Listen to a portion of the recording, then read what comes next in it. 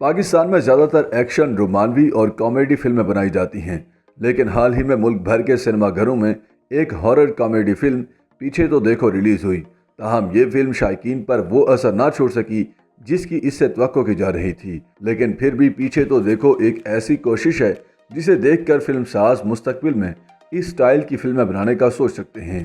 اس film کے ہدایتکار سید عاطف علی ہیں، جبکہ اس میں اداکار یاسر حسین، عادی عدیل امجد، نوال سعید اور سارہ علی خان نے اداکاری کے جوہر دکھائے ہیں۔ فلم کی کہانی پاکستان کے سندھ کے شہر حیدرآباد کے ایک ایسے بنگلے کے گرد گھومتی ہے جس کے بارے میں مشہور ہے کہ وہاں جانے والا کوئی بھی شخص زندہ واپس نہیں آتا اور اس کی لاش قریب میں موجود ایک جھیل سے ملتی ہے۔ وہ دوست زلفی اور ٹیپو بنگلے کے نگران خواجہ سرا رانی سے ملنے کے بعد وہیں ٹھہر جاتے ہیں، لیکن پھر ان کی ملاقات بنگلے میں موجود دو دوشیزاؤں شبنم اور ممتاز سے ہوتی ہے۔ دونوں ان کی محبت میں گرفتار ہو جاتے ہیں اور پھر ان کی دکھ بھری کہانی سن کر ان کی مدد کرتے ہیں۔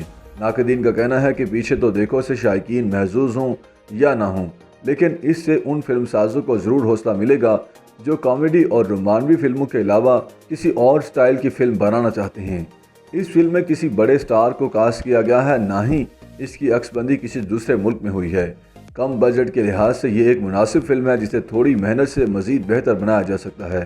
تاہم اداکاروں کی ناتجربہ کاری، کہانی میں جھول اور کمزور ہدایت کاری کی وجہ سے فلم شائقین پر وہ اثر نہیں چھوڑ سکی جس کی توقع کی جا رہی تھی۔ فلم میں یاسر حسین اور عادل عدیل کی کامیڈی کے سوا کچھ نہیں۔ پیچھے تو دیکھو دیکھنے والے شائقین کو جتنی بار بھی ہنسی آئی ہوگی تو وہ ممکن ہے یاسر حسین کے کسی لطیفے پر آئی ہو یا عادی کی کسی جگت پر۔ دونوں نے اپنے کرداروں کے ساتھ انصاف تو کیا ہے، لیکن کئی جگہوں پر ان کا ٹوائلٹ ہیومر مایوس کر گیا۔ دونوں کے علاوہ اس فلم میں دیکھنے کو کچھ خاص نہیں۔ فلم کے انٹرول سے پہلے کہانی بالی ووڈ فلم بھول بھلیاں سے ملتی جلتی لگی، جبکہ بریک کے بعد اوم شانتی اوم کی طرح کا ایک موڑ آیا جس میں فلم کے 3 کردار اپنا ماضی فلیش بیک کے ذریعے سناتے ہیں۔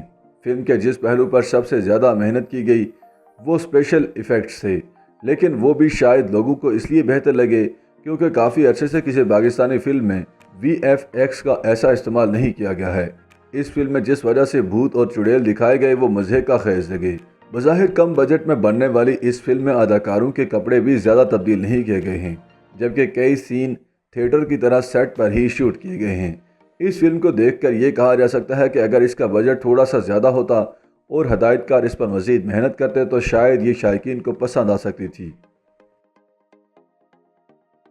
YouTube پر گوگلی نیوز دیکھنے کے لیے youtube.com کی سرچ بار میں googly news T V type کریں۔ گوگلی نیوز کے پیج پر سرخ رنگ کے سبسکرپشن والے بٹن پر کلک کرنا نہ بھولیے۔ YouTube پیج پر اپلوڈ ہونے والی ویڈیوز سے باخبر رہنے کے لیے بیل آئیکن پر کلک کیجیے۔ آپ کو ہر نئی ویڈیو کے بارے میں نوٹیفیکیشن موصول ہو جائے گا۔